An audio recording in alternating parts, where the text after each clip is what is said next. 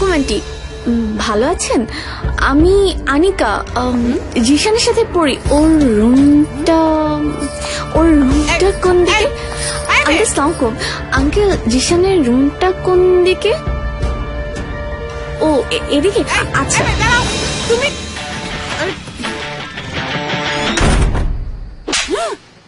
কি রে, তোর মানে কি বাদ? আমি তো সামনে দিয়ে এলাম।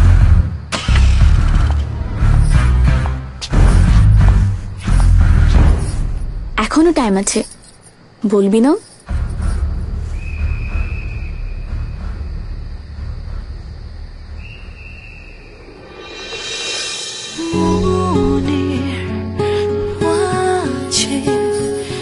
তুমি আছো কাছে